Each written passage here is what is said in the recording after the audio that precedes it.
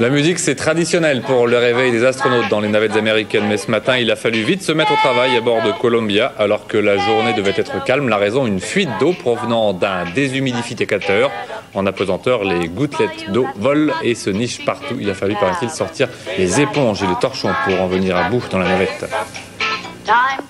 Bonsoir, le ski français attendait ça depuis 20 ans, une victoire dans une descente de Coupe du Monde. Elle est venue de Schladming en Autriche aujourd'hui. La victoire au bout des spatules de Franck Piccard sur un parcours qui a valu à d'autres concurrents quelques belles gamelles. Stéphane Devergy. Sur une piste du Planail correctement enneigée, rapide, pentue et technique, comme en témoigne la chute spectaculaire de l'Autrichien Michael Haas, une chute heureusement sans gravité, le Français Franck Piccard, dossard numéro 10, a remporté une éclatante victoire en Coupe du Monde.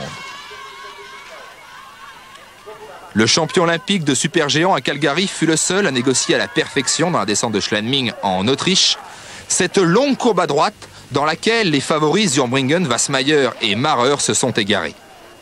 Déçus, les Suisses et Autrichiens se sont plaints du tracé mis. L'affaire Pasqua-Seguin au RPR, explication aujourd'hui des deux hommes dans une conférence de presse, le cœur sur la main. Ils jurent ce n'est pas à Chirac qu'on en veut, au contraire. En revanche, Alain Juppé, lui, est dans la ligne de mire. C'est surtout Charles Pasqua qui a parlé, expliquant sa démarche par un refus de voir le déclin de son parti. Alors, est-ce que le RPR va rester frileux? Est-ce qu'il va rester un mouvement gestionnaire? Est-ce qu'il va se contenter de continuer à gérer en quelque sorte son précaré, ou au contraire, retrouvant l'inspiration des grandes idées gaullistes, est-ce qu'il va être capable de se régénérer, de retrouvant à la fois son inspiration et par là même son audience dans les milieux populaires?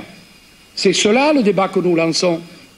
J'ai regretté la situation dans laquelle, précipitamment, on a placé Jacques Chirac. Nous avons les uns et les autres pour lui d'autres ambitions que de le voir faire campagne à l'intérieur du RPR pour la présidence, poste pour lequel, à ma connaissance, il n'y avait d'ailleurs aucun autre candidat. Et pendant ce temps, une bonne soixantaine de parlementaires RPR sont venus témoigner de leur fidélité à Jacques Chirac au siège de leur mouvement. Le Conseil constitutionnel rejette ce soir la loi organique sur le financement des campagnes électorales adoptée le 6 décembre dernier, adoptée selon une procédure contraire à la Constitution, estiment les membres du Conseil. Dure journée pour Gorbatchev à Vilnius, capitale de la Lituanie, où le numéro 1 soviétique a entamé une visite de 3 jours. Il essaie de ramener tout le monde à la raison. Il parle de la grande famille soviétique, mais en face, on ne réclame qu'une chose, l'indépendance. Patricia Hervé.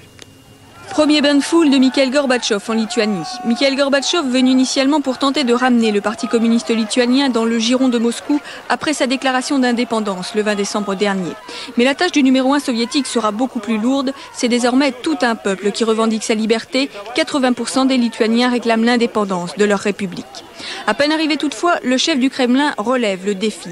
Mais le bras de fer est engagé et selon de hauts responsables communistes, Mikhail Gorbatchev se lance peut-être dans une bataille perdue d'avance. Le décès de Juliette Berthaud, actrice et réalisatrice de cinéma victime d'un cancer à 42 ans. Elle était de la génération de mai 68, comédienne engagée, révélée par Jean-Luc Godard. Elle avait plus récemment réalisé Neige et Cap Canaille. Le tiercé quarté plus de Cagnes-sur-Mer, combinaison gagnante 4, 15, 5 et 11. Les rapports, vous les voyez, sont assez modestes. Le temps pour demain, prévision de la météo avec Alexandra Cazan.